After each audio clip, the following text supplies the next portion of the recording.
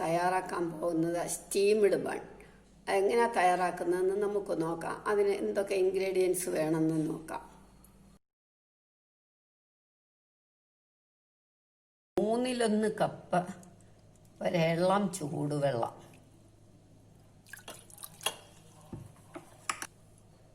1/2 cup ചൂടുപാല്,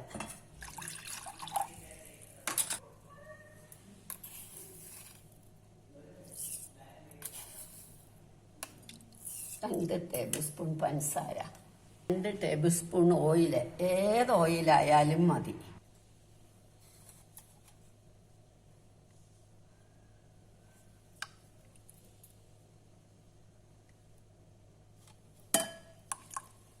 ഞാൻ vegetable ഓയിലെടുത്ത് ഏത് ഓയിലായാലും മതി. 1 ടേബിൾ സ്പൂൺ ഈസ്റ്റ്,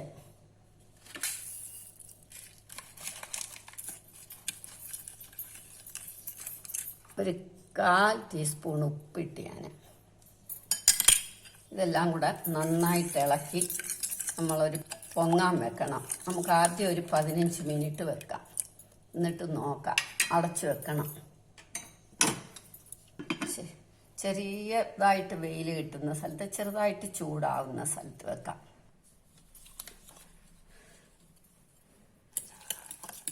ഇതെല്ലാം നല്ല പുളിച്ച് ശരിയായി 15 മിനിറ്റ് കഴിഞ്ഞപ്പം ഇനി നമ്മൾ 1/2 കപ്പ് മൈദ ഇടുക.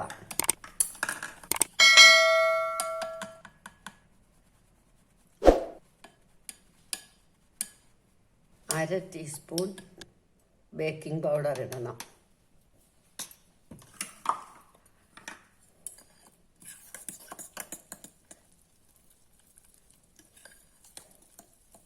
1/2 കപ്പ് മൈദ, കപ്പും കൂടി ഇടും.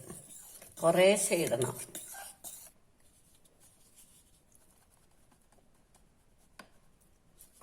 കുറേശ്ശെ മൈദ ഇട്ട് നമ്മൾ നോക്കണം.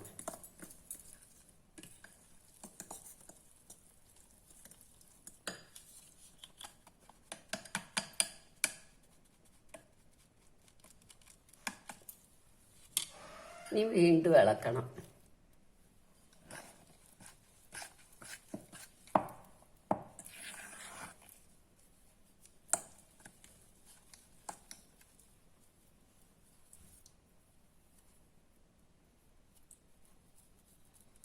ഇനി നമ്മളിതൊരു 1 അവർ ഒരു നനഞ്ഞ തുണിയിട്ട് മൂടി വെക്കണം.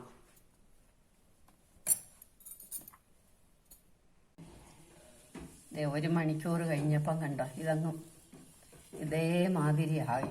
ഇതിങ്ങനെ ആവണം. ഇനി നമുക്കിത് ഡോ ആക്കി പരത്തിയെടുക്കാം. നമുക്ക് ഈ ഡോ നന്നായിട്ട് എയറൊക്കെ കളഞ്ഞിങ്ങനെ എടുക്കണം.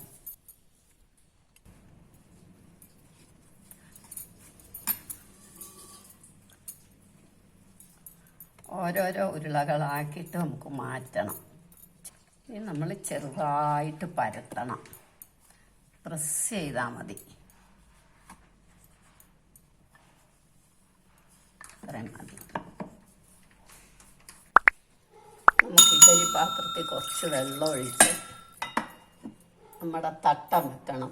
തട്ടം വെച്ചിട്ട് അതിൽ എണ്ണ തൂക്കണം. വെള്ളം ഒഴിച്ചു, തട്ടം വെച്ചു, എണ്ണ തൂക്കണം. എണ്ണയോ നെയ്യോ, ഞാൻ നെയ്യാണ് തൂക്കുന്നത്. ഇത് നമുക്ക് ഓണാക്കാം. ആവി വരട്ടെ. ഇതിനകത്തേക്ക് നമുക്കൊരു മയം തൂക്കണം. ഇത്ര പരത്തിയാൽ മതി. എന്നിട്ട് നമ്മൾ ഈ മയം ഇങ്ങനെ പെരട്ട് ഒട്ടിപ്പിടിക്കാതിരിക്കാനാ.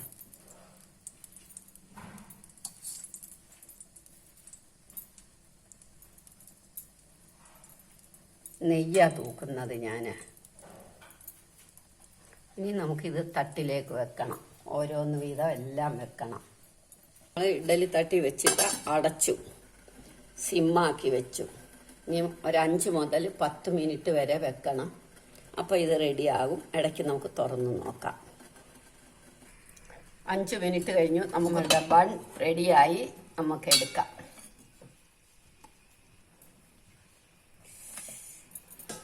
നമ്മളുടെ ബൺ റെഡിയായി. എല്ലാവരും ഇത് ട്രൈ ചെയ്ത് നോക്കണം. ഇഷ്ടമായെങ്കിൽ ലൈക്ക് ചെയ്യണം, സബ്സ്ക്രൈബ് ചെയ്യണം. ഇതിനിടയ്ക്ക് നമുക്ക് മസാല പനീർ, ചീസ് ഒക്കെ വെച്ച് കഴിക്കാം. അത് ഞാൻ വേറൊരു ദിവസം കാണിക്കാം. ഇങ്ങനെ അച്ചാർ, നാരങ്ങ അച്ചാർ വെച്ച് നമുക്കിങ്ങനെ കഴിക്കാം.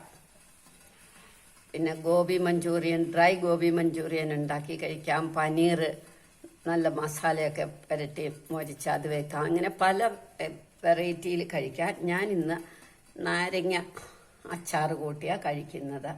എല്ലാവരും ഇത് ട്രൈ ചെയ്ത് നോക്കണം. ഇഷ്ടമായെങ്കിൽ ലൈക്ക് ചെയ്യണം, സബ്സ്ക്രൈബ് ചെയ്യണം.